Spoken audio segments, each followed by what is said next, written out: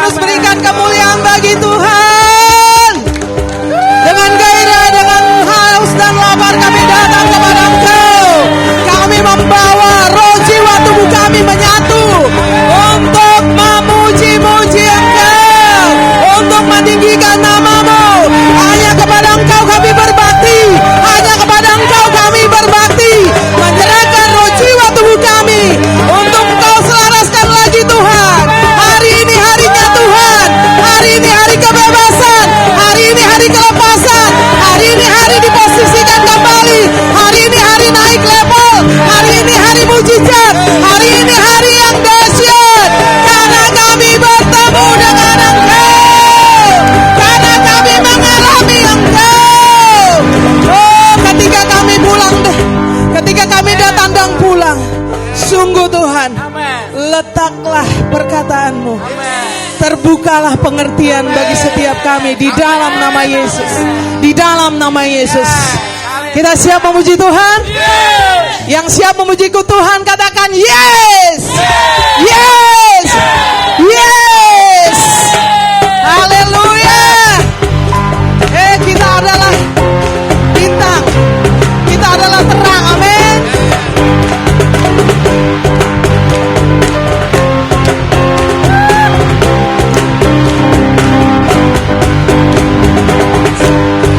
Gereja Tuhan nyatakan Yesus kan datang segera. Ku dengar suara Tuhan bersabda, persiapkan jalan bagiku. Kitalah umat pilihan Allah, kita akan perbuatannya. Bangsa-bangsa akan datang padamu dan membawa persembahannya. Saatnya gereja Tuhan nyatakan Yesus kan datang. Ku dengar suara Tuhan berseru, persiapkan jalan bagiku. Kitalah umat pilihan Allah, kita akan perbuatannya.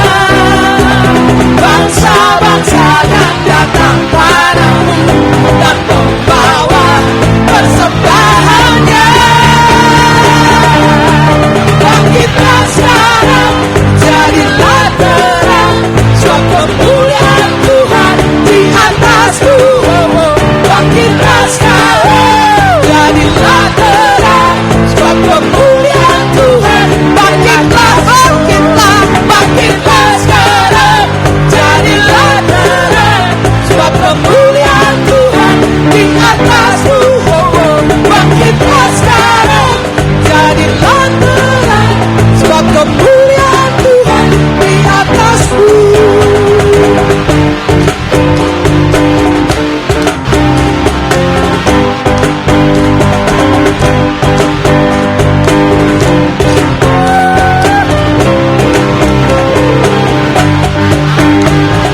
Saatnya gereja Tuhan nyatakan Yesus kan datang segera. Ku dengar suara Tuhan berseru, persiapkan jalan bagi. Kitalah umat pilihan Allah, kita akan perbuatannya.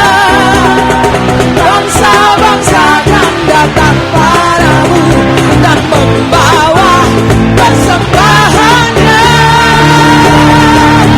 Bangkitlah sekarang, jadilah terang, kemuliaan Tuhan di atasku. Bangkitlah sekarang, jadilah terang, sebab kemuliaan. Semua kaum pria katakan bangkitlah sekarang. Bangkitlah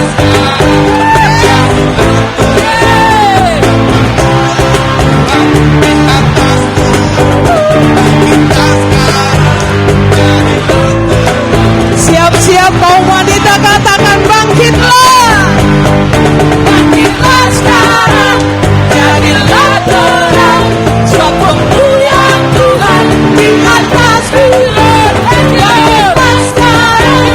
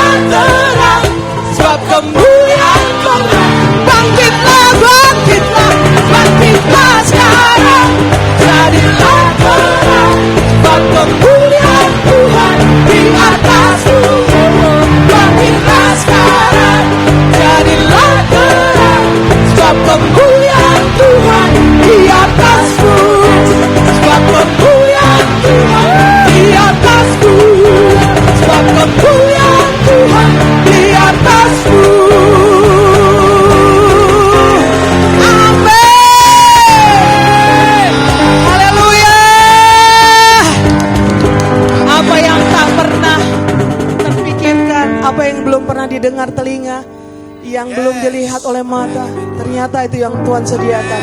Perkara-perkara roh, pernyataan-pernyataan roh akan terus bekerja mengalir dalam setiap kehidupan kita. Haleluya.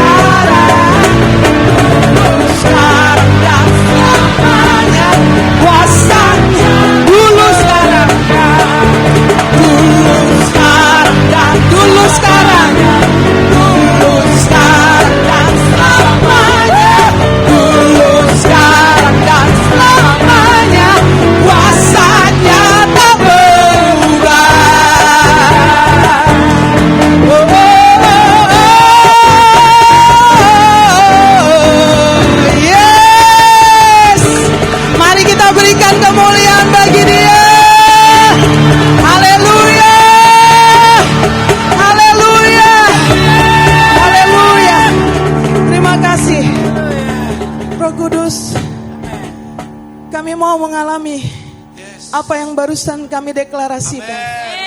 Kami bukan sedang bernyanyi, kami sedang mendeklarasikan apa yang sudah Engkau taruh dalam hidup kami.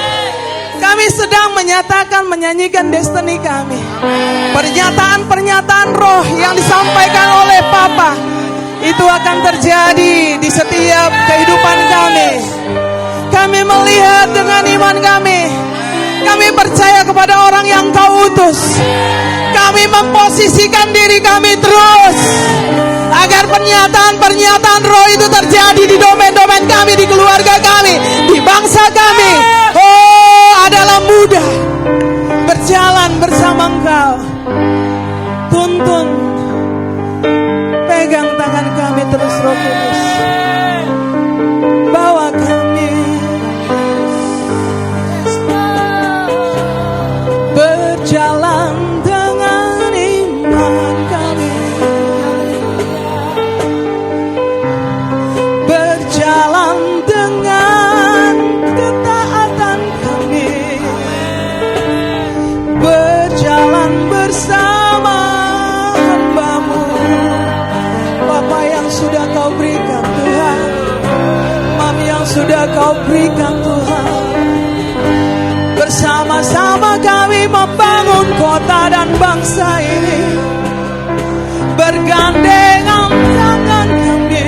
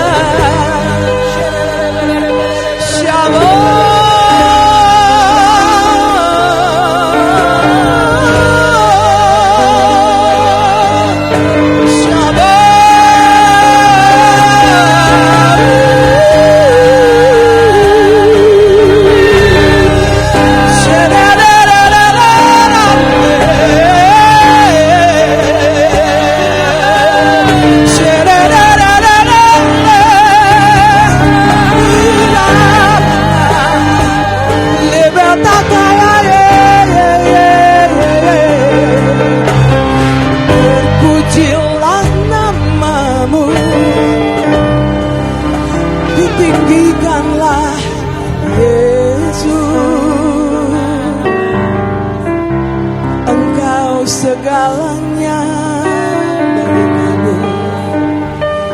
Kami menanti-nantikan-Mu, duduk diam seperti Maria, menantikan Kau berbicara bagi kami. Syukur Tuhan.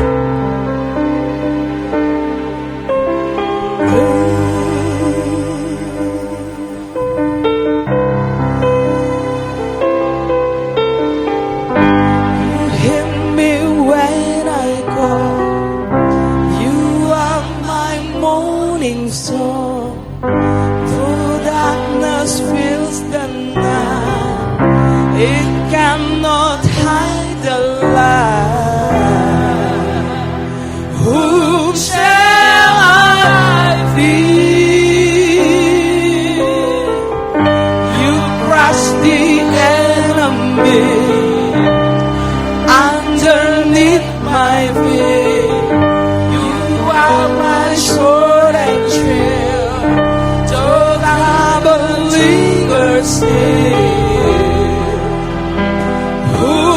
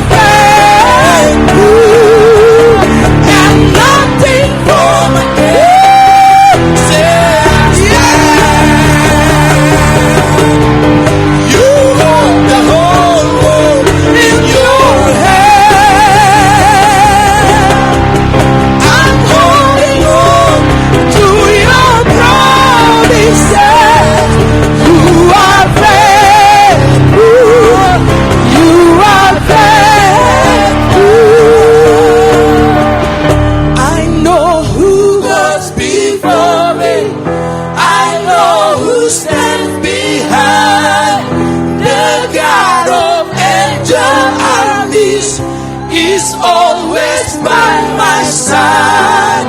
The one who reigns forever, he is a friend of mine. The God of angel armies is always by my side. I know who goes before me, I know who stands behind. The God of angel armies is always by. I know who goes before me, I know who stands behind.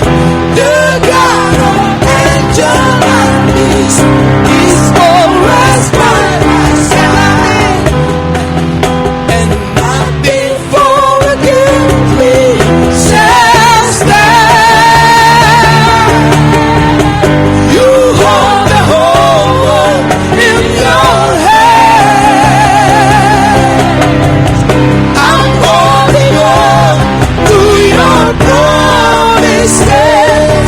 You are faithful, you are faithful, and nothing from against me shall stand.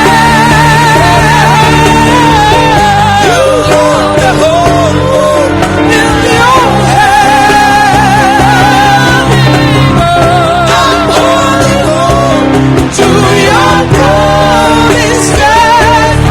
You are faithful, you are faithful.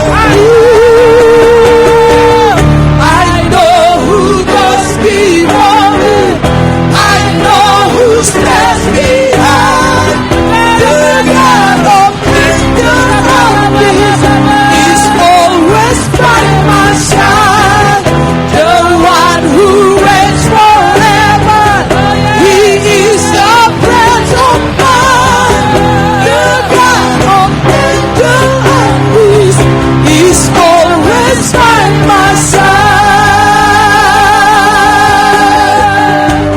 Beri kemuliaan kepada Dia. Beri kemuliaan kepada Dia.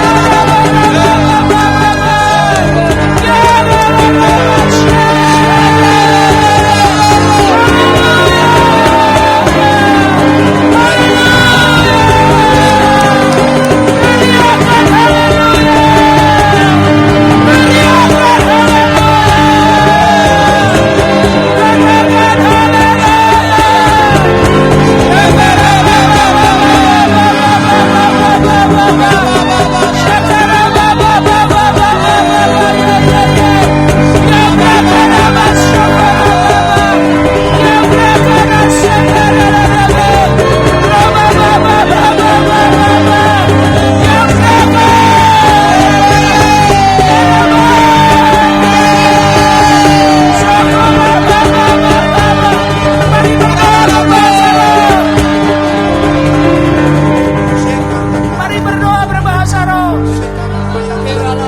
Mari berdoa berbahasa roh. Bersiaplah untuk menerima sesuatu dari Dia. Bersiaplah menerima sesuatu dari Dia. Bersiaplah menerima sesuatu dari Dia.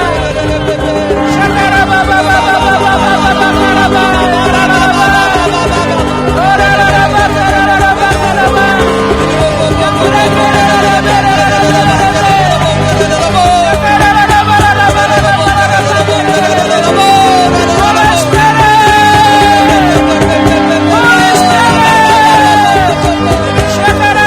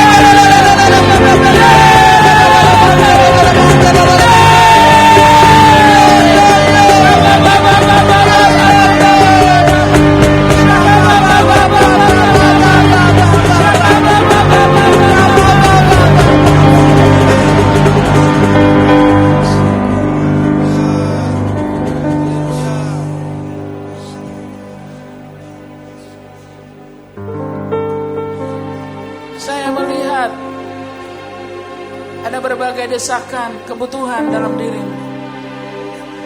Pribadi, lepas pribadi kita. Ada banyak tulisan-tulisan di ruangan ini yang datang dari pikiranmu. Ada banyak breakthrough yang ingin kau capai. Bolehkah kita mendapatkan itu dengan berdoa berbahasa roh?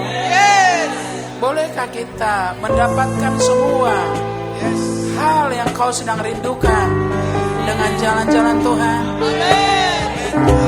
Bolehkah kita menghentikan kekuatan manusia kita dan berkata, aku mau keluar dari cara Tuhan? Yang setuju dengan saya angkat tanganmu. Sebab kita akan keluar dengan cara Tuhan. Sebab kita akan keluar dengan cara Tuhan. Dan ketika mendapati terobosan dengan cara Tuhan, tidak ada yang bisa mengambil itu dari Tidak ada yang bisa mengambil itu dari Itu akan kekal milikmu. Apapun itu. Mari kita berdoa berbahasa roh. Shaka baba baba baba. Shaka baba baba baba baba. Shaka baba baba baba baba.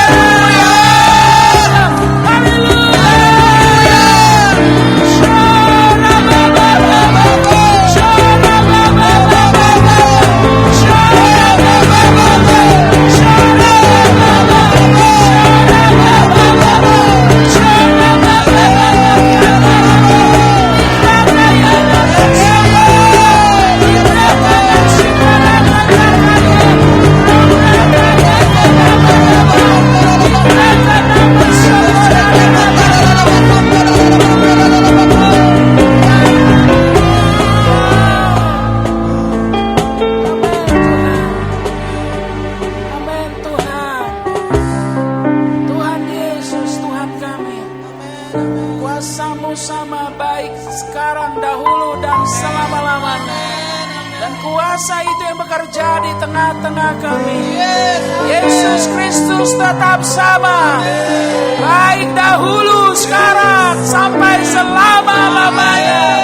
Kalau nama itu menyembuhkan, hari ini nama itu menyembuhkan, memberi kemenangan, memberi damai sejahtera, memberi sukacita, beri kemuliaan kepada-Nya.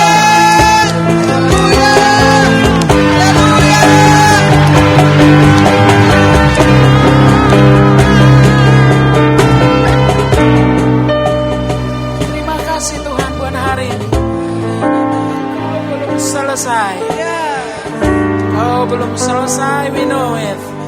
Itu sebabnya ya Tuhan, kami akan terus dengar-dengaran dengan baik. Amin. Sampai kolam kami bergoncang. Yes. Dan hidup kami tidak pernah sama lagi. Amin. Momok 38 tahun selesai ketika kolam bergoncang. Yes. Berapa tahun ketakutan menghantuimu? Berapa tahun trauma menghantuimu? Oh, biarkan kolam dalam hatimu bergoncang. Dan pada saat kolam itu bergoncang, engkau tidak akan pernah sama lagi. Amin. 38 tahun butuh pertolongan, sekarang menolong orang lain, memberkati orang lain, berlari menyatakan kemuliaan Tuhan, berlari menyatakan kebesaran Tuhan. Itulah hidupmu, itulah hidupku. Orang-orang akan memiliki kesaksian. Mereka orang yang mengandalkan Tuhan. Itulah engkau dan aku. Thank you Lord. Terima kasih Tuhan. Ya Tuhan, engkau belum selesai.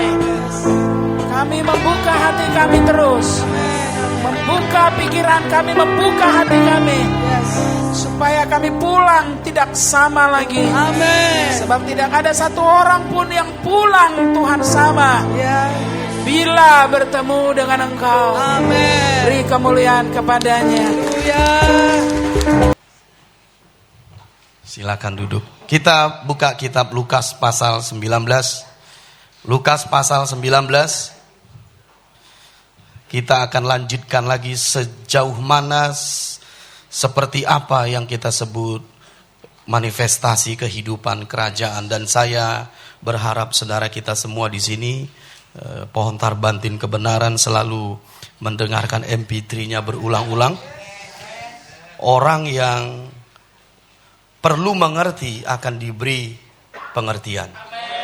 Tapi orang yang merasa sudah mengerti, dia pasti berhenti mengerti. Jadi kita nggak boleh berkata, aku sudah dengar MP3 Papa minggu lalu 1 kali. Mungkin kau perlu 2 kali. Aku sudah mendengar MP3 Papa 5 kali. Mungkin kau perlu 6 kali. Kau bertanya mungkin, Papa kenapa harus berkali-kali? Saya kan balik bertanya lagi kepadamu, sudah berapa lama kau punya Alkitab? Berapa tahun punya Alkitab? Tapi nggak kau buang Alkitabmu kan? Kau baca lagi terus kan? Ya apa bedanya dengan ini? Amin, cuma 7 orang. Ya kan, kita nggak pernah berkata, aku sudah berapa kali baca Alkitab. Dari Natal ke kematian Yesus, kebangkitan Yesus. Nggak bosan-bosan kita. Tiap-tiap tahun itu kita ulang. Nah, jadi MP3 juga seperti itu. Percayalah apa yang dikatakan Paulus kepada Timotius, perhatikanlah perhatikanlah apa yang kukatakan, maka Tuhan akan memberikanmu segala sesuatu pengertian. Bisa paham? Jadi dengarkan MP3-nya minggu lalu, karena saya akan melanjutkannya juga minggu ini sampai kita benar-benar mengerti tentang kehidupan kerajaan. Katakan, tanpa tahu, tidak ada pengertian. Tanpa pengertian, tidak ada iman. Sebelum aku mengalami kebenaran, aku harus tahu dulu. Kau harus tahu supaya mengalaminya, saudara. Kita buka Lukas pasal 19. Lukas pasal 19 ayat yang ke-12. Mari kita lihat sejauh mana dahsyatnya firman ini. Kembali kita baca. Lukas pasal 19 ayat yang ke-12. Saya kira kita baca ayat ke-11 dulu. Sudah sampai? Lapar dan haus? Bisa konsen? Oke, jangan khawatir saudara. Kita tetap akan pulang pukul 1 ya. Jangan khawatir. Berapa lama lagi nanti ini pulang Papa? Saya mengasihimu, saya mengerti keadaanmu saudara. Jadi percayalah kita akan tetap pulang jam 1. Ada senyuman? Oke, baik. Ayat yang ke-11. Untuk mereka yang mendengarkan dia di situ, Yesus melanjutkan perkataannya dengan suatu perumpamaan. Sebab ia sudah dekat Yerusalem dan mereka menyangka bahwa kerajaan Allah akan segera kelihatan. Maka ia berkata, ada seorang bangsawan berangkat ke sebuah negeri yang jauh untuk dinobatkan menjadi raja di situ. Dan setelah itu baru kembali. Ia memanggil 10 orang hambanya dan memberikan 10 mina kepada mereka. Katanya, pakailah ini untuk berdagang sampai aku datang kembali. Lompat ayat 13. Dan terjadilah, ayat yang ke-15. Dan terjadilah ketika ia kembali setelah ia dinobatkan menjadi raja, ia menyuruh memanggil hamba-hambanya yang telah diberinya uang itu untuk mengetahui berapa hasil dagang mereka masing-masing. Orang yang pertama datang dan berkata, Tuan, mina Tuan yang satu itu telah menghasilkan 10 mina. Katanya kepada orang itu, baik sekali perbuatanmu itu, hai hamba yang baik. Engkau telah setia dalam perkara kecil. Karena itu terimalah kekuasaan atas 10 kota. Datanglah yang kedua dan berkata, Tuan, mina Tuan telah menghasilkan 5 mina. Katanya kepada orang itu, dan engkau kuasailah 5 kota. Saya ingin membagikan dengan cepat poin-poin dari apa yang baru kita baca. Poin pertama, saudara, ini adalah perumpamaan tentang kerajaan Allah. Ini perumpamaan tentang kerajaan Allah dan orang-orang yang hidup di dalamnya. Itu yang pertama yang harus kita pahami. Yang kedua, ini berbicara tentang bahwa suatu saat Yesus akan datang sebagai raja untuk menghitung mina yang kita kembangkan. Saudara harus memahami poin yang kedua bahwa Yesus akan datang sebagai raja untuk menghitung mina yang dia berikan, seberapa banyak yang kita kembangkan atau yang tidak kita kembangkan. Yesus akan datang sebagai raja. Nah, kalau kita mengetahui masa-masa kita ini, kita semua percaya bahwa ini adalah hari-hari yang terakhir. Berarti ini adalah masa-masa menjelang Tuhan datang. Kalau begitu, konteks dari perumpamaan ini adalah relevan bagi kita sekarang. Sangat relevan bagi kita sekarang. Jadi mengembangkan mina itu sangat penting di masa kita sekarang. Karena ini masa-masa menjelang Tuhan datang. Dan waktu Yesus datang, dia akan datang sebagai raja dan dia akan menghitung mina yang dia berikan kepada kita. Siapa kita ini? Orang-orang yang hidup di dalam kerajaannya. Jadi kalau kita masuk kepada tahun manifestasi kehidupan kerajaan, engkau harus tahu ini. Berapa mina yang kukembangkan? Nggak bisa lagi kita memisahkan itu. Bahwa manifestasi kehidupan kerajaan bicara berapa mina yang kukembangkan. Berapa mina yang kulipat gandakan. Dan dengarkan saya baik-baik. Perhatikan saya baik-baik. Mina yang kau kembangkan itu. Mina yang kau kembangkan itu menyebabkan kita menerima kekuasaan. Jadi kalau Yesus datang sebagai raja, dia akan memerintah bersama orang-orang yang mengembangkan mina ini. Coba dulu renungkan, saudara. Bukankah kita akan memerintah bersama Yesus? Berarti siapa yang bersama Yesus? Mereka yang mengembangkan minanya. Karena dikatakan di situ, terimalah kekuasaan atas 10 kota. Terimalah kekuasaan atas 5 kota. Berarti mereka adalah orang yang memerintah bersama Yesus. Jadi imamat yang rajani itu yang kita pelajari di Thy Kingdom kemarin adalah orang-orang yang mengembangkan minanya. Tanpa mina yang kita kembangkan tidak ada kekuasaan. Makanya perlu kita untuk memahami apa mina kita. Perlu juga untuk kita pahami bagaimana mengembangkannya. Karena itulah dasar untuk engkau berkuasa. Ini masih awal-awal. Makanya dengarkan kembali Thy Kingdom. Supaya kita bisa tahu alurnya. Paham maksud saya? Jadi yang pertama ini bicara kerajaan Allah. Ini yang kedua ini berbicara saat Yesus datang sebagai raja, dia akan menghitung seberapa banyak mina yang kau kembangkan. Karena ini akan menyebabkan kita menerima kekuasaan. Bisa paham maksud saya? Nah, yang ketiga, di situ kita melihat apa yang kita perhatikan di sini adalah yang ketiga, di situ disebutkan orang ini menjalankan minanya ada 2 poin. Yang pertama ada 2 poin, berarti kan itu nomor 3. Bisa paham? Nah, dia pergi menjalankan. Jadi yang ketiga pergi, yang keempat menjalankan. Bisa paham? Nah, pergi di sini artinya ia melakukan kehendak tuannya atau taat. Bisa paham? Yang keempat, menjalankan itu artinya dia bekerja. Saya ulangi. Pergi, maka hamba ini pergi menjalankan. Pergi 1 poin, menjalankan poin berikutnya. Pergi itu dia melakukan kehendak tuannya. Bisa paham? Menjalankan mina itu artinya dia bekerja. Makanya orang yang melakukan kehendak Bapa tidak mungkin tidak bekerja. Tidak mungkin, saudara. Mari kita lihat Yohanes pasal 4. Ini rahasia-rahasia berbuah, saudara. Ini dahsyat sekali kalau kalian perhatikan nanti rahasianya. Yohanes 4 ayat 34. Kata Yesus kepada mereka, makananku ialah melakukan kehendak Dia yang mengutus aku. Siapa yang mengutus Dia? Bapa. Jadi makanan Yesus melakukan kehendak Bapa. Lanjut. Dan menyelesaikan pekerjaannya. Jadi melakukan kehendak Bapa isinya pekerjaan. Jadi kita nggak bisa berkata aku melakukan kehendak Bapa. Aku orang yang taat.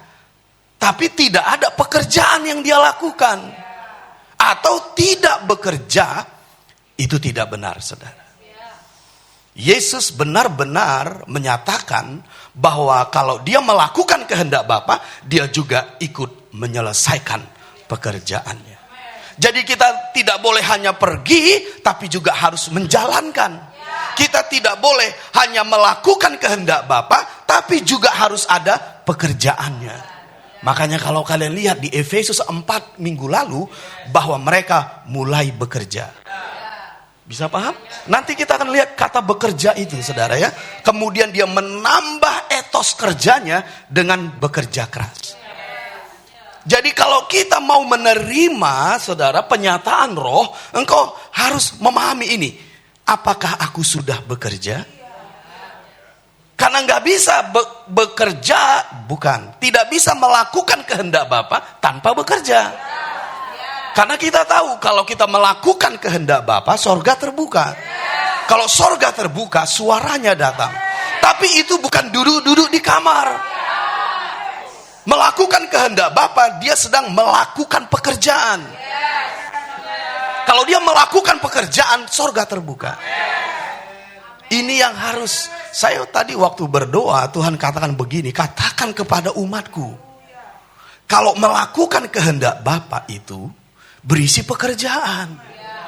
Jadi mereka gak bisa mengklaim, aku sedang melakukan kehendak Bapa, tapi tidak bekerja. Itu yang Tuhan sampaikan pada kita semua. Kalau itu Tuhan sampaikan, coba katakan amin 2 kali. Katakan ya Tuhan, aku mendengar. Katakan kanan kiri, melakukan kehendak Bapa tanpa pekerjaan, tanpa bekerja, itu tidak benar. Bisa paham maksud saya? Nah, jadi saya ulangi supaya kita bisa mendapatkan pengertian yang lebih kuat. 1, ini mengenai kerajaan Allah. Dua ini mengenai Yesus datang sebagai raja dan dia menghitung mina yang dia berikan. Bisa mengerti? Dan yang ketiga, pergi itu melakukan kehendak Bapa. Kemudian yang keempat, menjalankan, dia bekerja, maka minanya mulai berkembang. Minanya mulai berkembang. Karena saat kita melakukan kehendak Bapa, saat kita bekerja, penyataan roh datang. Makanya minanya berkembang. Bisa mengerti? 1 mina menjadi 10 mina, Tuhan beri kekuasaan 10 kota. Bisa paham maksud saya? Nah, perhatikan lagi berikut. Katakan prinsip mina. Prinsip mina itu, saudara, adalah seperti benih. Apa rupanya maksudnya benih, Papa? Dia tanpa batas. Unlimited. Kalau kita kerjakan, dia akan menghasilkan hasil tanpa batas. Jadi mina yang Tuhan berikan kepadamu dan kepadaku itu tanpa batas kalau kita kembangkan. Bisa paham? Asal kita kembangkan. Nah, lihat saya. Kadang orang memandang rendah terhadap benih. Kalau kita perlu uang misalnya, kita perlu uang langsung. Tapi Tuhan tidak begitu, dia kasih benih. Kadang kita abaikan. Karena benih itu memerlukan pekerjaan. Tapi dia mengandung potensi yang sangat besar. Makanya kadang kita seperti ini pola pikirnya yang harus kita ubah kalau masuk mental kerajaan. Engkau mau diberi uang atau pabrik uang? Ya, kadang sama dengan seperti ini. Engkau mau diberi ikan atau engkau diberi mesin penjala ikan? Karena kalau kita diberi ikan, kita makan habis. Tapi kalau kau diberi mesin penjala ikan, kau bisa menghasilkan ikan kapan saja. Jadi Tuhan tidak memberimu uang, dia memberikanmu pabrik uang. Dia tidak memberikanmu uang, dia memberikanmu mina atau benih. Kadang kita abaikan. Contoh begini.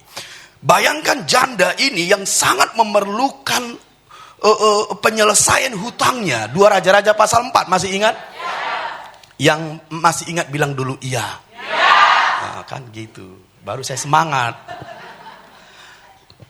Bayangkan kekurangan dan kebutuhan yang dia perlukan. Tapi dia punya minyak dalam buli-buli. Apa hubungannya? Coba dulu pikirkan. Supaya kita bisa merenungkan apa mentalitas kerajaan, saudara. Kalau kita kan mau yang langsung saja. Tapi yang ilahi tidak begitu. Dia melihat bahwa ada yang Tuhan sediakan di rumah, yaitu minyak. Nah, dengerin saya, kebetulan saya mendengar sesuatu. Perhatikan saya dengan tertegun. Gitu dia tertegun. Dengarkan saya. Kadang kita bertanya begini, Papa, menurutmu minaku apa?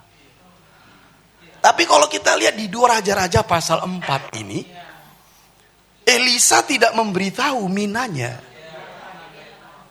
Janda itu yang tahu minanya. Lalu Elia mengkonfirmasi. Yang menjadi masalah berikut begini. Saya beritahu ini minamu, tapi kau nggak tahu itu minamu. Makanya terjadi struggle, terjadi pergumulan. Jadi yang baik seperti apa, Papa? Kau yang harus tahu minamu.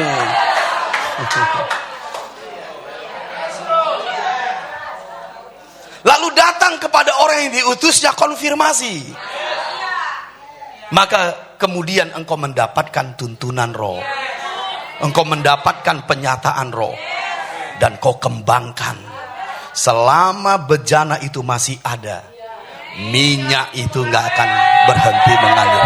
Itu prinsip benih. Selama engkau tabur benihnya, engkau akan menuai.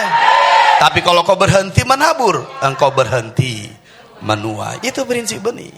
Selama kau kembangkan, dia akan berkembang terus. Tapi selama engkau berhenti mengembangkan, dia akan berhenti. Prinsip mina itu seperti benih. Jangan abaikan. Tapi kau harus melihat potensinya. Apa yang diperlukan mina ini? Engkau harus pergi. Bisa paham? Engkau harus bekerja. Dan lihat tuntunan roh mengembangkannya.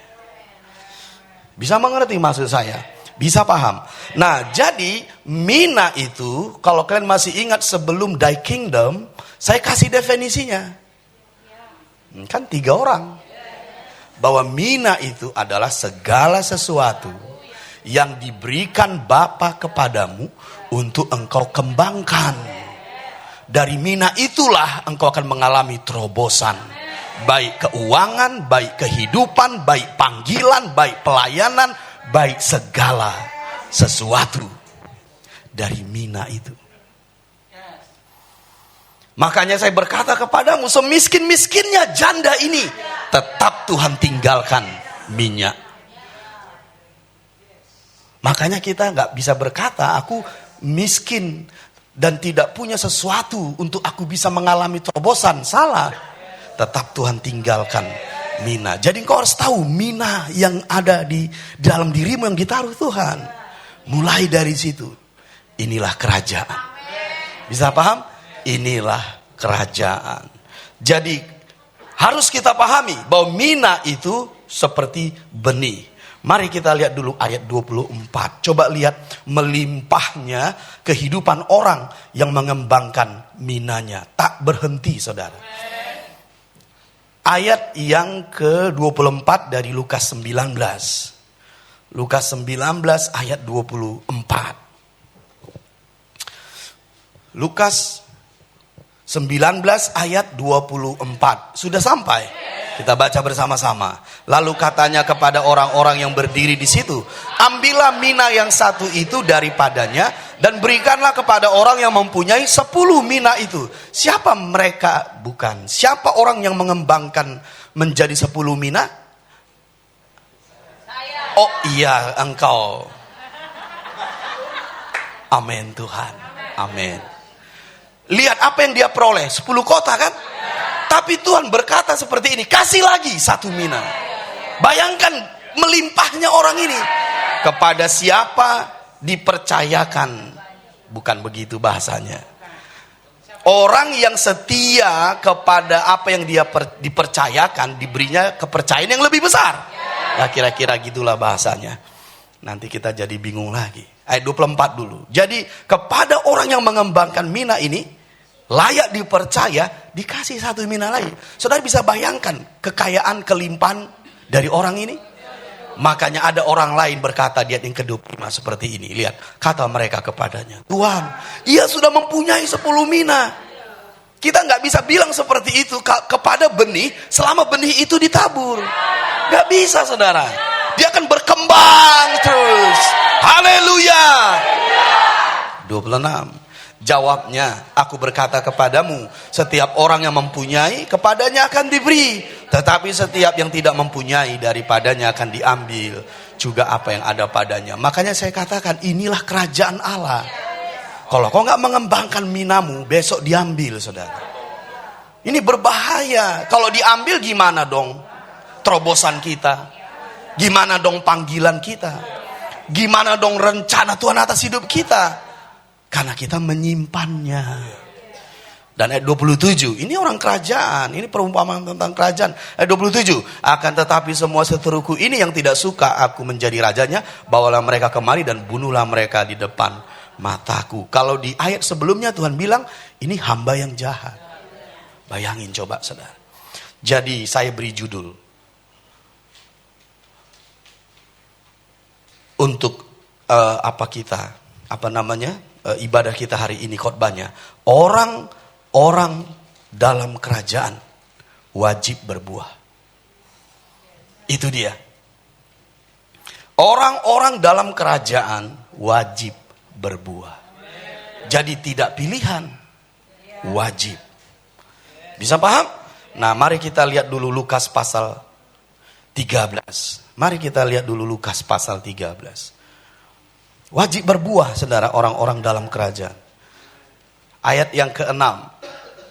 Lukas pasal 13 ayat yang ke-6. Kalau masih mengikuti saya, katakan amin. Lukas pasal 13 ayat yang ke-6. Lalu Yesus mengatakan perumpamaan ini. Seorang mempunyai pohon ara yang tumbuh di kebun anggurnya. Dan ia datang untuk mencari buah pada pohon itu.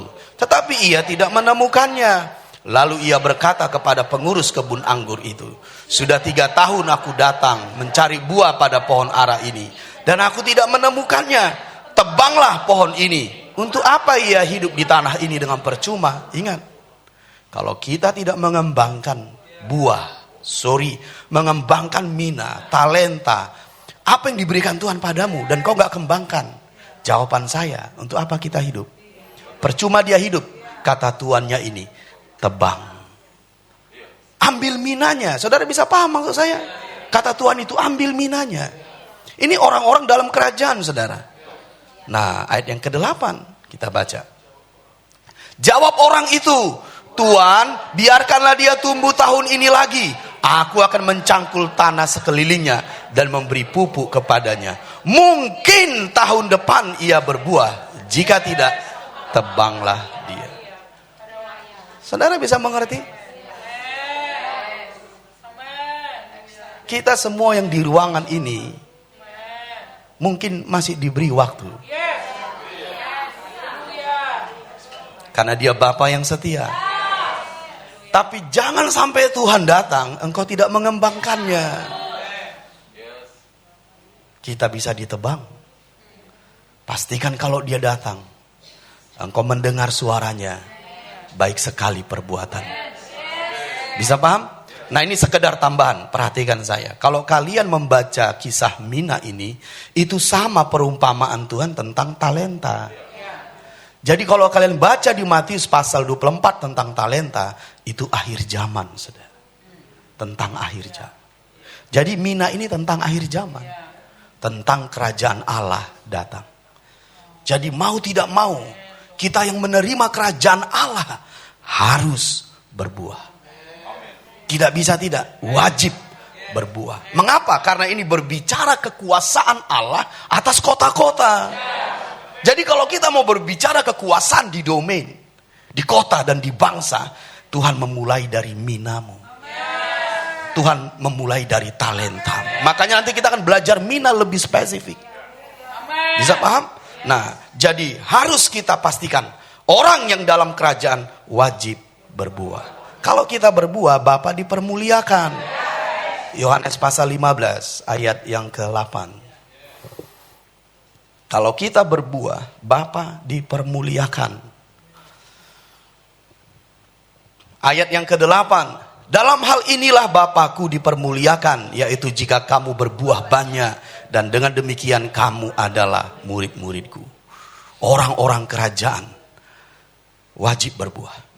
Bisa mengerti? Nah, saya mau ditampilkan dulu apa yang saya bagikan minggu yang lalu di depan.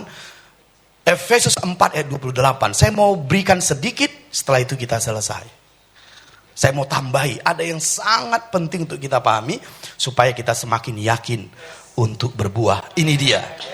Perhatikan baik-baik. Kita baca dulu Efesus 4 ayat 28. Efesus 4 ayat 28. Kita mau mendengar Tuhan berkata, baik sekali perbuatanmu.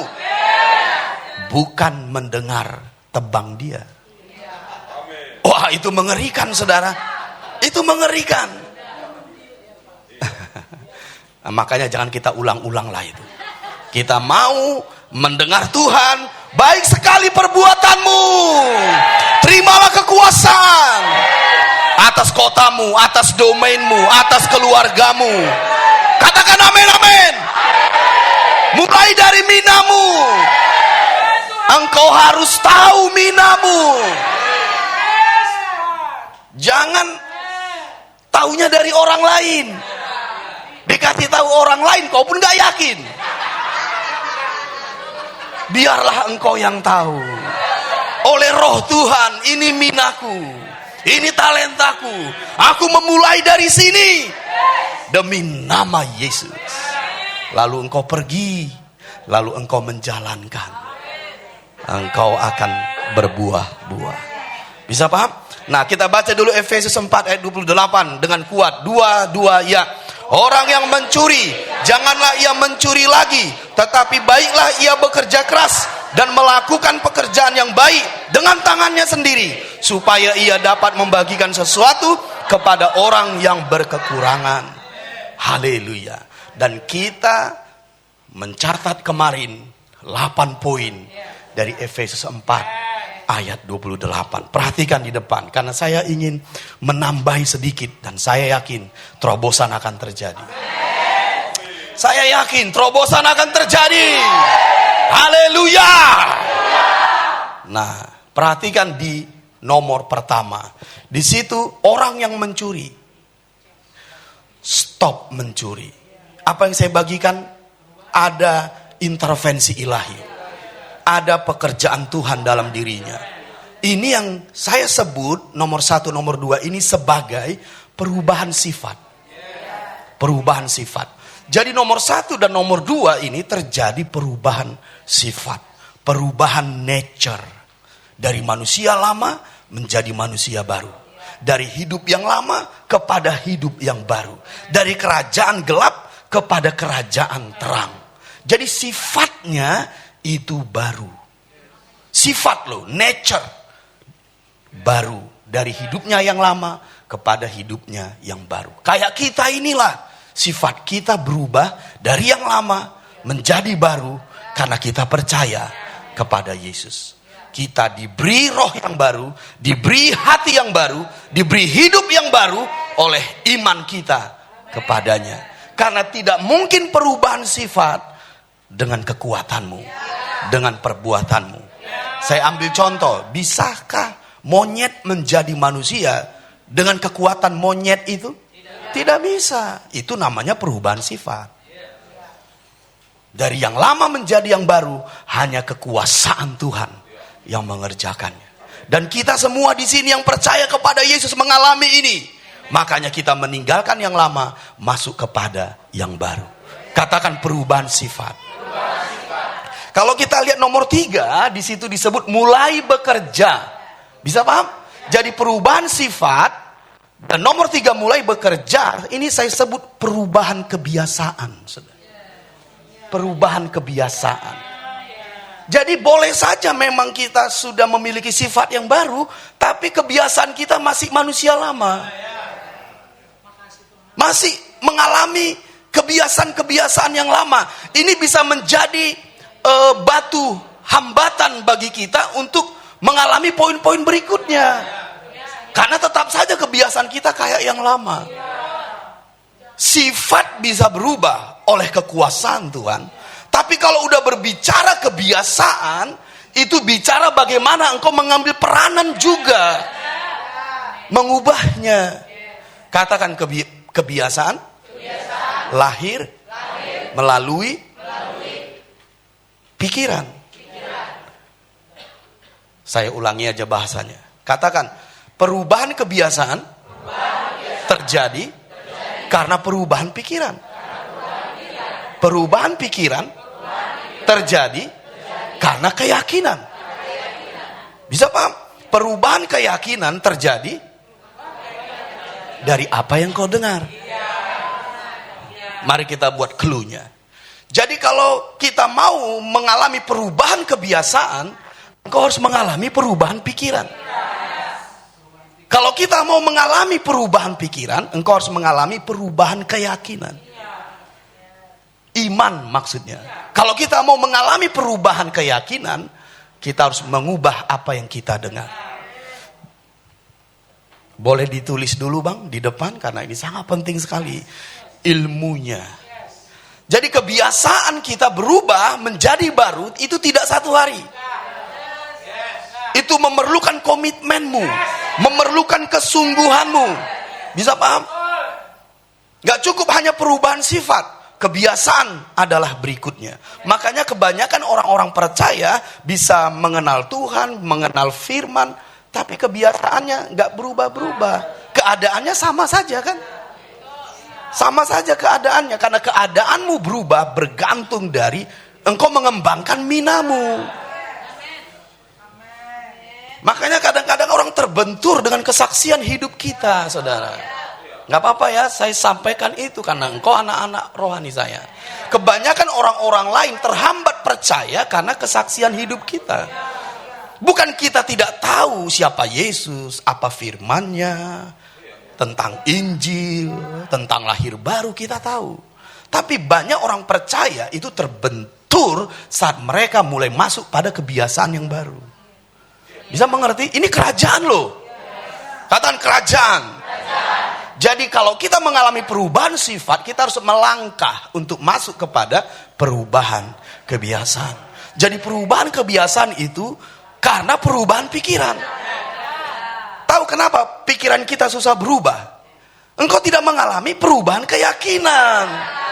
Imanmu itu harus bertumbuh, harus upgrade, harus bertambah besar, bertambah kuat, bertumbuh.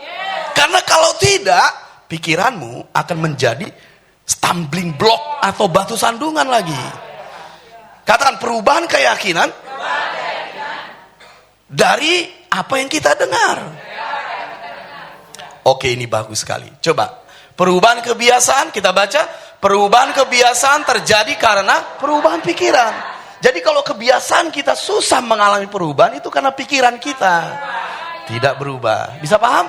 Perubahan pikiran. Yang kedua, perubahan pikiran terjadi karena perubahan keyakinan. Kalau keyakinannya sama, makanya jadilah seperti yang kau yakini. Jadi batas-batas kita sejauh mana melangkah, ya keyakinanmu. Kalau keyakinanmu upgrade, batas-batasnya juga akan upgrade. Jadi perubahan keyakinan penting.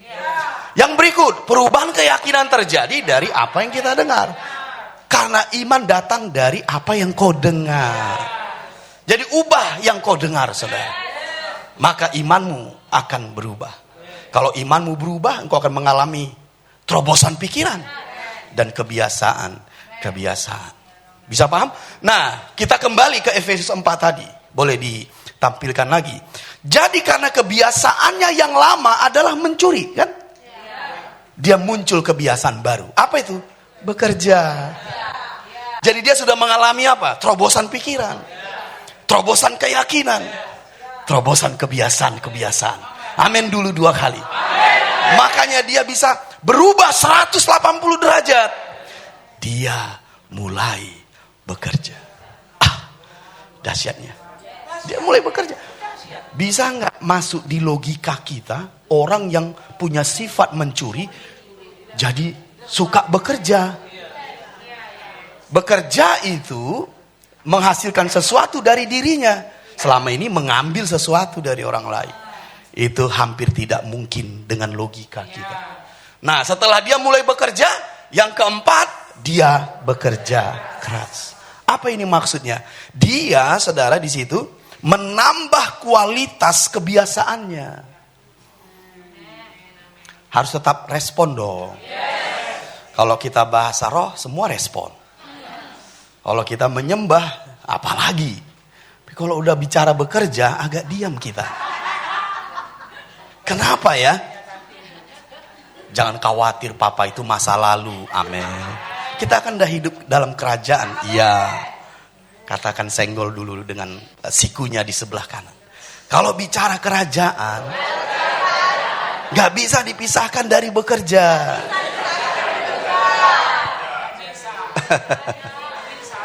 Kau gak akan bisa masuk. Bisa paham? Oke. Jadi dia menambah kualitas kebiasaannya dengan bekerja keras. Katakan bekerja keras. Nah, baru yang keempat, yang kelima apa? Melakukan pekerjaan yang baik. Nah, kalau melakukan pekerjaan yang baik, apa hubungannya dengan bekerja keras? Disinilah dia mengalami yang namanya penyataan roh. Jadi orang yang mengalami penyataan roh itu adalah orang yang sedang pergi, sedang bekerja. Orang yang mengalami penyataan roh adalah orang yang sedang melakukan kehendak Bapaknya dan bekerja.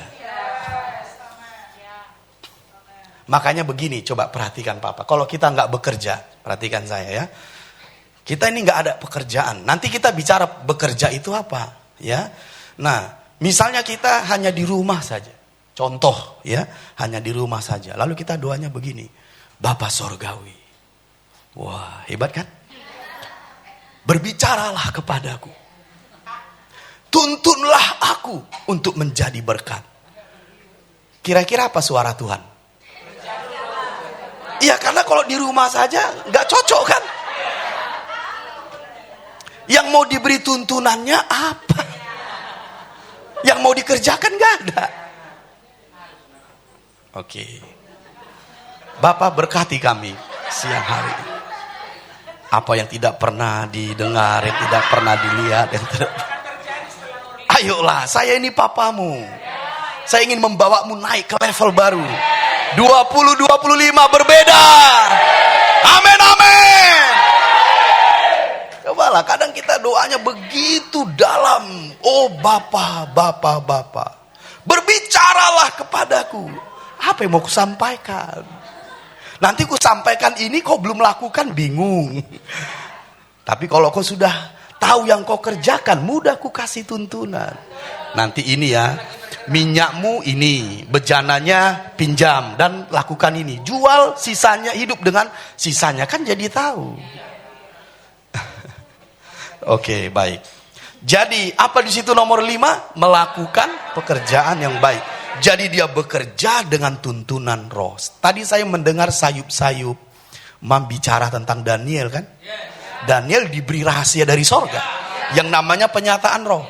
Tapi dengarkan saya, itu tidak akan datang kepada Daniel sebelum Daniel 1. Di Daniel 1 Tuhan sudah memberikan Daniel 10 kali hikmat dari orang-orang.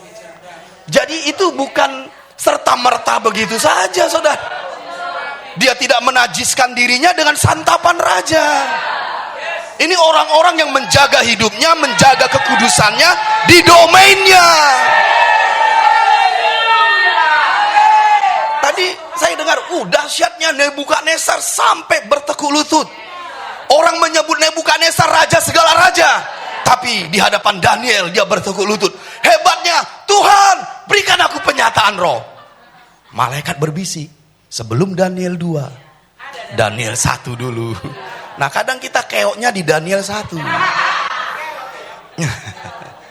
Barang siapa menguduskan dirinya, menyucikan dirinya, dia akan dipakai menjadi perabot yang mulia. Nggak bisa itu serta-merta. Jadi kalau kita mau mengalami penyataan roh yang hebat sekali, yang menaklukkan kerajaan-kerajaan di dunia ini, apakah engkau sedang melakukan kehendak Bapa? Apakah engkau sedang melakukan pekerjaan? Apakah engkau menambah kualitas dari pekerjaanmu? Sorga akan terbuka. Satu penyataan roh, Nebukadnezar bisa bertekuk lutut. Makanya Tuhan berkata, kita hanya mengembangkan 1 mina ke 10 mina, Tuhan kasih 10 kota. Bayangkan itu, saudara. Hebat sekali. Bisa mengerti maksud saya? Nah, saya mau kasih 1 ayat. Katakan 1 ayat. Mengenai Paulus. Paulus ini seorang rasul.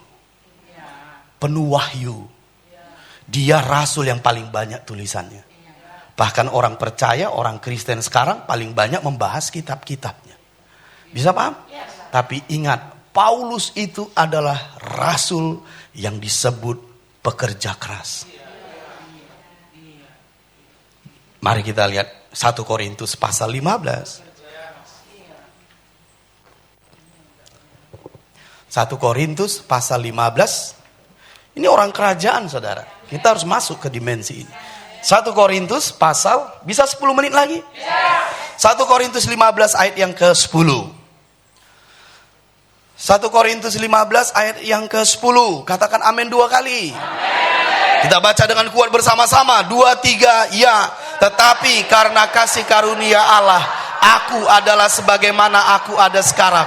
Dan kasih karunia yang dianugerahkannya kepadaku tidak sia-sia. Sebaliknya aku telah bekerja lebih keras daripada mereka semua. Tetapi bukannya aku, melainkan kasih karunia Allah yang menyertai aku. Coba lihat kalimatnya ya. Ini akan membuat kita tertegun. Lihat ya, mungkin karena kita baca begitu saja, mungkin kurang mendapatkan. Lihat ya ke depan, biar Papa jelaskan. Lihat. Semua lihat ke depan. Tetapi karena kasih karunia Allah, aku adalah sebagaimana aku ada sekarang. Apa rupanya? sekarang dia dibanding dengan yang dulu. Dulu dia Saulus, pembunuh. Bisa paham? Pembunuh orang percaya. Namanya Saulus. Tapi sekarang dia menjadi Paulus. Olehnya banyak orang diselamatkan. Nah, mengapa dia mengalami perubahan seperti itu? Kasih karunia. Makanya nggak boleh sombong. Sekaliber Paulus, dia berkata, kasih karunia. Mina itu kan kasih karunia. Bisa mengerti? Lanjut. Dan kasih karunia yang dianugerahkannya kepadaku tidak sia-sia. Dia mengembangkan minanya. Kasih karunia yang diberikan Tuhan tidak dibiarkannya sia-sia. Makanya dia berubah dari Saulus menjadi Paulus. Karena kasih karunia yang Tuhan berikan tidak sia-sia, tapi dikerjakannya. Makanya dia berubah menjadi rasul yang paling spektakuler. Dia satu-satunya rasul yang tidak melihat Yesus dan bersama Yesus seperti 12 rasul yang lain. Tapi Paulus menjadi penulis yang paling banyak. Hebat bukan? Mengapa? Karena dia tidak membuat kasih karunia yang diberikan Allah kepadanya itu sia-sia. Apa rupanya dia lakukan? Lihat lagi di situ. Sebaliknya, aku telah bekerja lebih keras. Jadi kau harus bekerja sedemikian rupa untuk minamu. Hebat bukan? Bekerja lebih keras daripada mereka semua. Tetapi bukannya aku, melainkan kasih karunia Allah. Tetap rendah hati. Bukan aku, kata Yusuf. Sekali-kali bukan aku, kata Yusuf, tapi Allah. Paulus juga berkata seperti itu. Bukan aku, tapi kasih karunia-Nya. Daniel berkata, bukan aku, tapi Allah yang mengartikannya. Orang-orang sehebat ini tetap rendah hati. Karena kerajaan manusia dibangun dengan kesombongan. Masih ingat itu? Aku taruh di belakang, jangan di depan. Itu caranya kau menaklukkan. Engkau bisa memiliki kasih karunia yang melimpah-limpah, tapi tetap seperti nenek moyangmu, seperti Yesus, rendah hati. Maka kerajaan manusia akan ditaklukkan. Makanya kalau kita masih punya sedikit saja, sudah sombong, berhenti itu saudara. Mau saya kasih rahasia? Begitu hatimu berubah dan menjadi merasa lebih baik dari orang lain, berhenti dia. Tapi selama engkau berkata, bukan aku Tuhan, bukan aku Tuhan, bukan aku Tuhan, engkau akan semakin naik terus.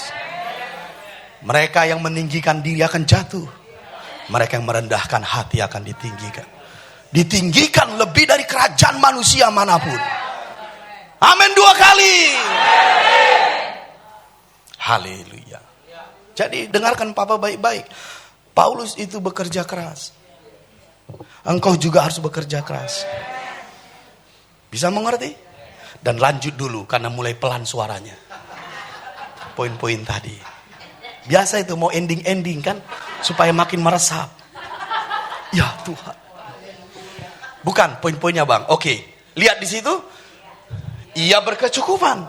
Makanya minamu akan membawamu pada terobosan keuangan, kehidupan, pekerjaan, pelayanan. Bisa amin. Segala kehidupan aspeknya. Melalui yang tadi. Ia berkecukupan. Sebelumnya kekurangan, makanya mencuri. Tapi sekarang berkecukupan. Berikut, mulai memberi. Dia menabur benih, tuaian akan datang. Kemudian menjadi berkat bagi orang lain. Bisa paham? Menjadi pohon kehidupan. Katakan tujuan akhir. Aku mengembangkan mina. Aku menjadi pohon kehidupan. Saya akan akhiri dengan sebuah rahasia. Dengarin saya akan turun karena rahasia ini indah sekali. Akhir-akhirnya itu selalu lebih indah.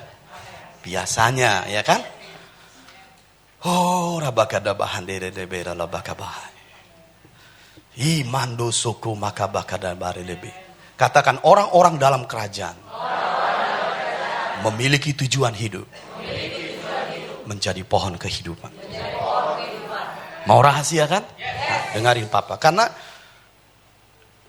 dari sini saya mulai. Perhatikan. Doa Tuhan yang diajarkannya kepada kita.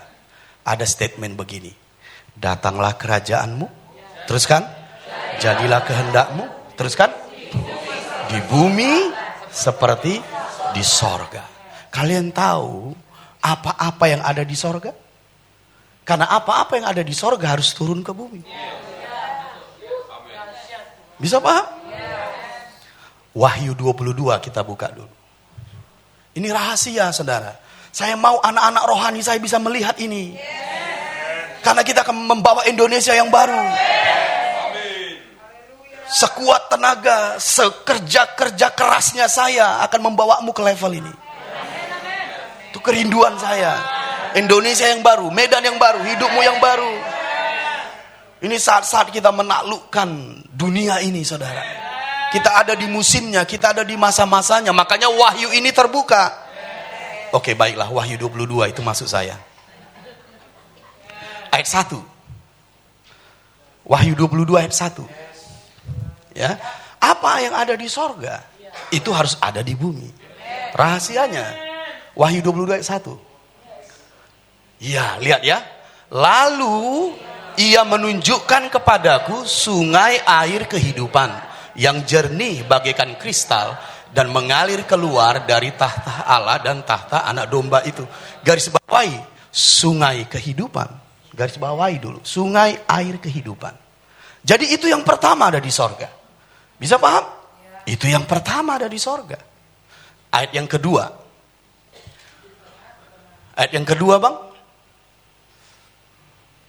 Di tengah-tengah jalan kota itu, yaitu di seberang menyeberang sungai itu, ada pohon-pohon kehidupan yang berbuah 12 kali, tiap-tiap bulan sekali, dan daun pohon-pohon itu dipakai untuk menyembuhkan bangsa-bangsa. Bayangkan dampak pohon kehidupan ini. Nah, rahasia yang pertama itu adalah sungai kehidupan harus ada lebih dulu, baru pohon kehidupan. Itu tadi ayat 1. Tidak ada pohon kehidupan tanpa sungai kehidupan. Bisa paham? Nah, dari dua ayat ini kita melihat bahwa yang ada di sorga adalah sungai kehidupan dan pohon kehidupan. Yesus mengajarkan kita berdoa supaya sorga datang ke bumi. Berarti sungai kehidupan dan pohon kehidupan harus ada di bumi.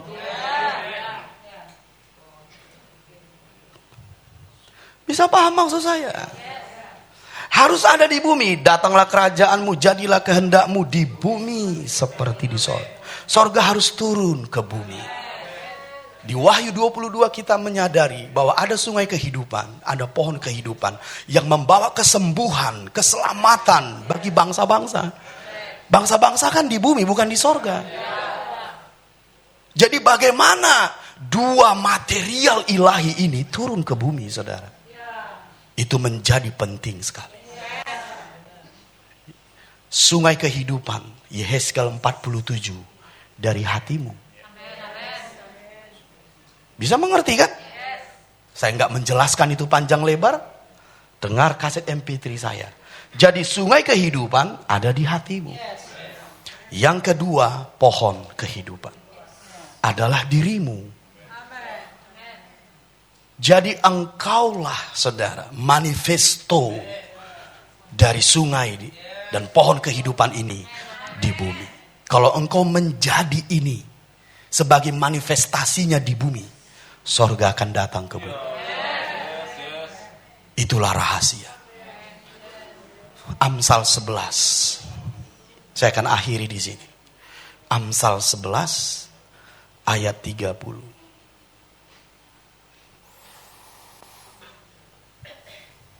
Jadi kerinduan Tuhan supaya kita menjadi pohon kehidupan. Lihat, Amsal 11:30 sudah sampai? Kita baca dengan kuat. 2 ya. Hasil orang benar adalah pohon kehidupan. Stop. Kalau kita lihat buat Amsal 4:28 tadi. Hasil orang benar. Siapa orang benar? Kita. Orang-orang dalam kerajaan yang mengembangkan minanya. Tunjukkan poin-poinnya tadi sampai 8. Hasil orang benar itulah yang dinikmati bangsa-bangsa, saudara. Makanya engkau menjadi pohon kehidupan. Nah, lihat, ia berkecukupan. Bisa paham? Ia mulai memberi. Karena kalau kita tidak mengalami 1, 2, 3, 4, 5, bagaimana kau nomor 6? Makanya saya berkata, orang di dalam kerajaan wajib berbuah. Engkau harus jadi pohon kehidupan. Nah, dia mulai memberi. Dia menjadi berkat bagi orang lain. Dia mulai membagikan. Itu namanya hasil orang benar. Bisa mengerti? Tapi ingat, hasil orang benar ini tidak berbicara hanya kekayaan. Saya akan lanjutkan nanti. Salah satu kekayaan, ya. Makanya kekayaan atau uang, kau harus tahu tujuannya. Saudara. Bisa mengerti? Orang kerajaan itu berkecukupan, berkelebihan, dan berkelimpahan. Kalau kau memahami prinsipnya. Makanya tersenyumlah 2025 ini. Kalau Papa mau bisa mengajarimu, kita akan mengalaminya. Katakan amin, amin. Jadi pohon kehidupan kalau kita memberi hasil orang benar, maka berbuah adalah wajib. Katakan, datanglah kerajaanmu, jadilah kehendakmu di bumi seperti di sorga. Sungai kehidupan, pohon kehidupan yang ada di sorga adalah diriku di bumi ini. Asal aku memberi hasil, berbuah, berlipat ganda, mengembangkan minaku. Haleluya. Berikan tepuk tangan bagi dia. Kalau kau menjadi sungai kehidupan, baca Yehezkel 47. Kalau kau menjadi pohon kehidupan, baca Wahyu 22 ini. Kemanapun air itu pergi, tempat-tempat menjadi hidup. Dan di sepanjang sungai itu kanan kiri ada pohon kehidupan. Itu semua tentang diri kita. Makanya Tuhan berkata, kau hamba yang jahat. Nah, sedikit dulu ya. Boleh ya? 1 menit lagi kita ke Matius pasal 24 dulu. Saya tidak sedang menghakimi siapapun membaca ayat ini, tapi saya mengasihimu. Bisa paham? Percaya dengan saya? Saya mengasihimu? Oke. Saya tidak sedang menghakimi siapapun, tapi ini dicatat di dalam Injil oleh Tuhan kita. Mari kita lihat di Matius pasal yang ke-24. Ini adalah tentang mina tapi bicara talenta. Lihat ya, Matius 24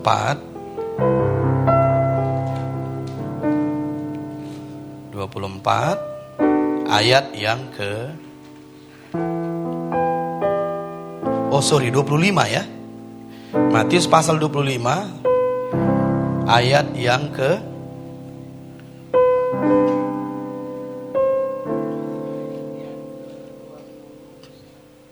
Iya, kita mulai dari ayat yang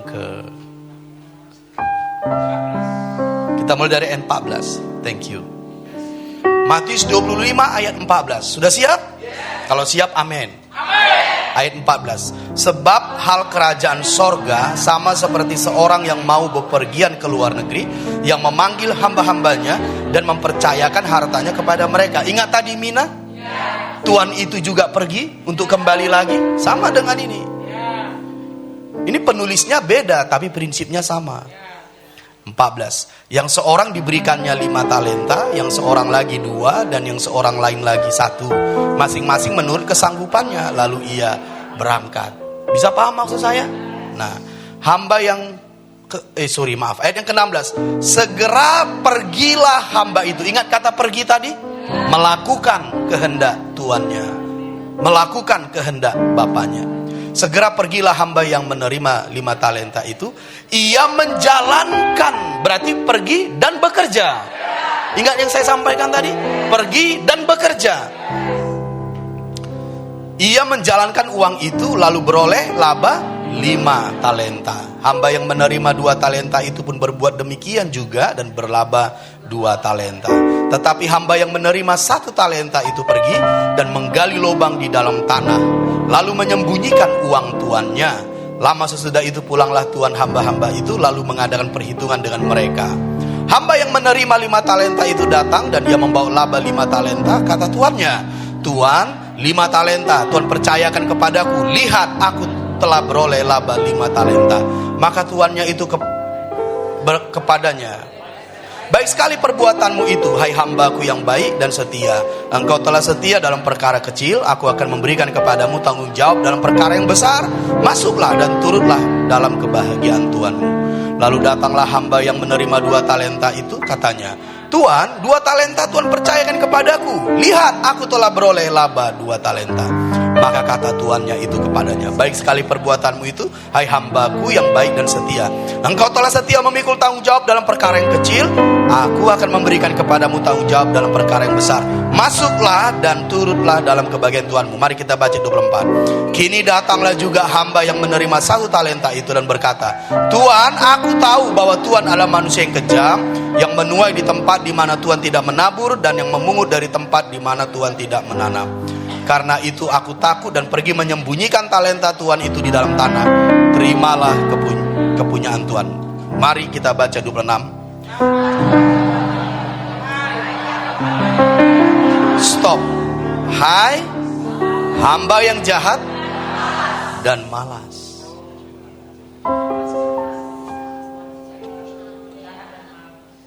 Jangan tertunduk. Malas bukan sikap orang dalam kerajaan. Jadi di ayat yang lain disebutkan, saudara, jangan tertunduk. Lihat saya.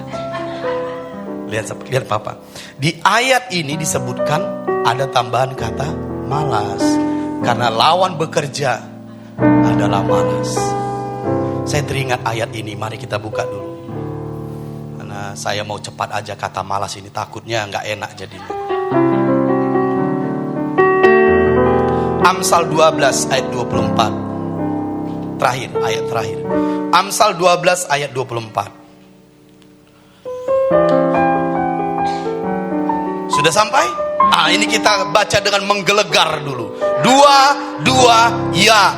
Tangan orang rajin memegang kekuasaan, tetapi kemalasan mengakibatkan kerja paksa. Orang yang menerima kekuasaan di perumpamaan kita tadi adalah orang yang bekerja keras. Kata Amsal itu orang yang rajin. Tapi orang yang menyembunyikan minanya, kata Amsal, dia malas. Mari bangkit berdiri. Ke depan Papa akan lebih detail lagi untuk kita bisa melihat, saudara, bagaimana kualitas kerajaan ini berkembang dalam hidup kita. Mari angkat tangan. Bapa, kami mengangkat tangan kami. Kami percaya tuntunan Roh-Mu membawa kami ke level yang baru untuk menjadi berkat bagi banyak orang. Engkau memanggil kami karena kami keturunan Abraham untuk menjadi berkat bagi bangsa-bangsa, untuk menjadi pohon kehidupan bagi banyak orang, untuk berbuah-buah 30, 60, 100 kali, sehingga hasil orang benar dapat dinikmati oleh bangsa-bangsa. Di rumah ini kami mengangkat tangan, Tuhan, selalu berkata, ya Bapa, limpahkan kasih karunia, limpahkan kasih karunia, beri kami kemampuan, beri kami dorongan yang lebih kuat, beri kami hikmat, beri kami pengertian, beri kami pemahaman untuk melihat kebenaran ini menjadi nyata atas hidup kami, sehingga kami tahu bagaimana membawa Indonesia yang baru menjadi kenyataan.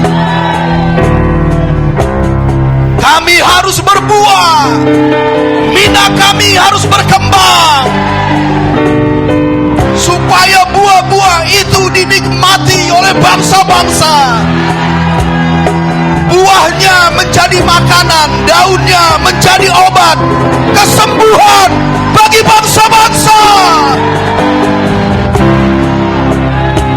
Beri kami mata yang terbuka, telinga yang terbuka, hati yang memahami kebenaran tentang kerajaan, kebenaran tentang kerajaan Allah.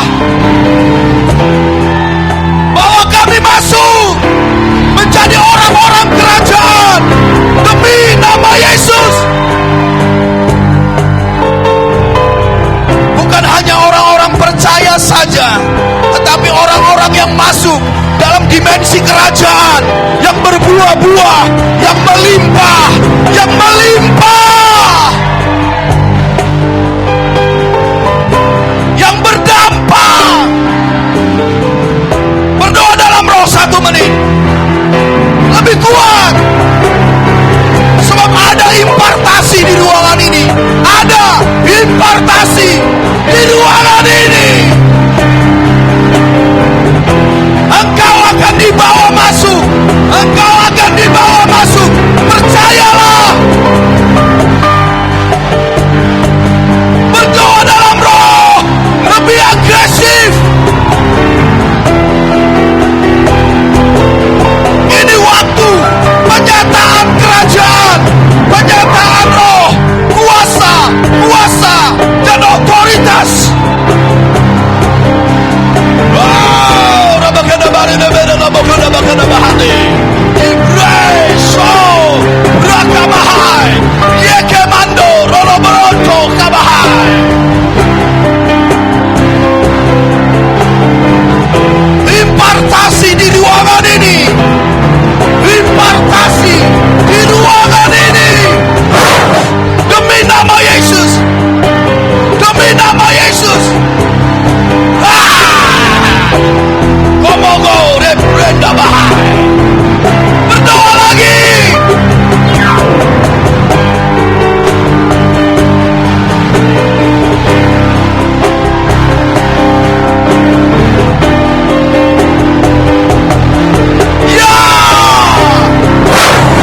Jesus name.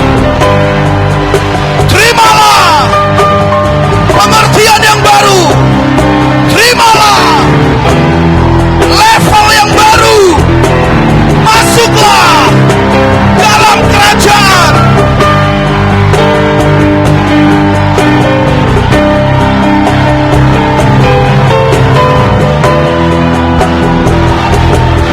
Ini waktunya untuk menyatakan kerajaan Allah di bumi.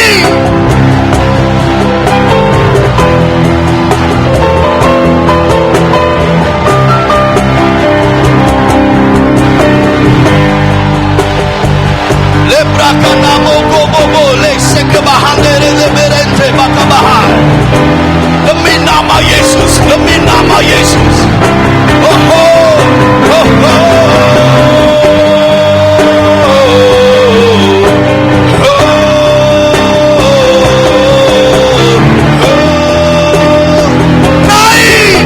naiklah demi nama Yesus. Naik lebih, naik.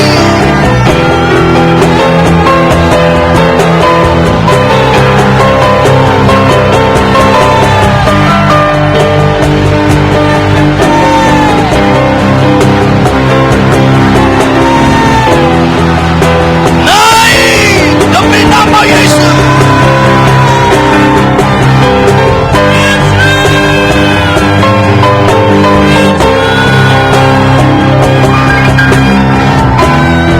Haleluya. Haleluya. Anak-anakku dalam iman, dengarkan suara papamu ini.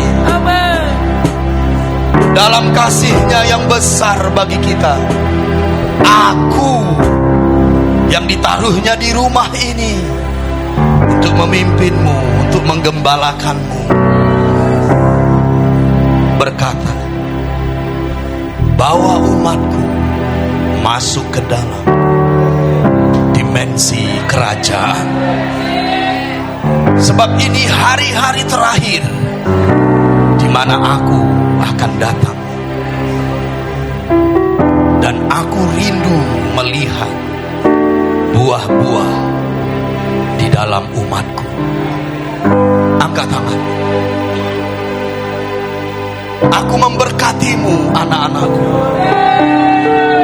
Aku bukan mengambil darimu, aku memberi kepadamu. Percayalah, percayalah.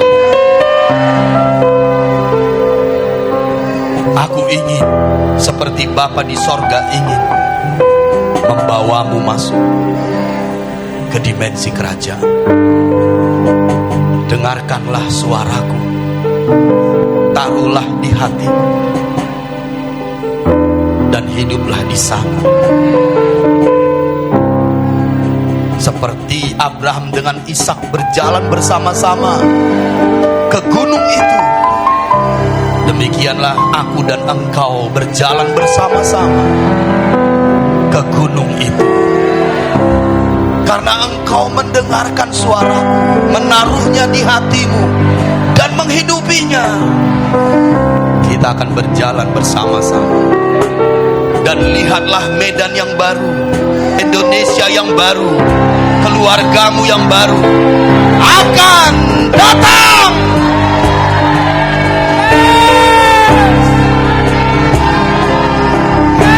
Ini tahun manifestasi kerajaan Allah dalam hidupmu, keluargamu, kotamu, bangsamu, demi nama Yesus.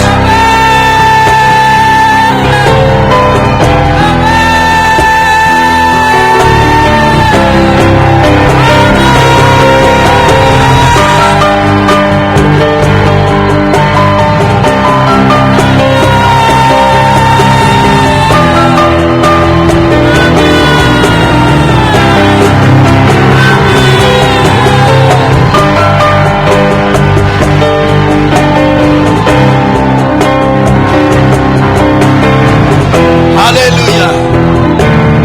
Apakah engkau sudah menerimanya? Apakah engkau sudah menerimanya?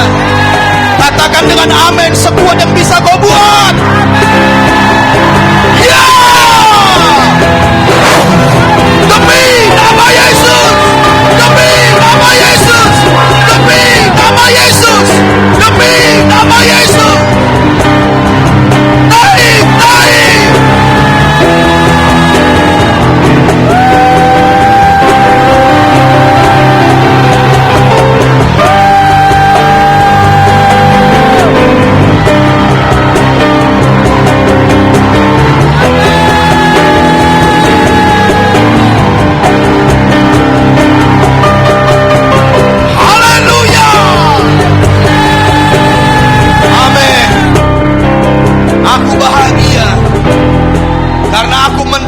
Teriakan orang-orang kerajaan di ruangan ini.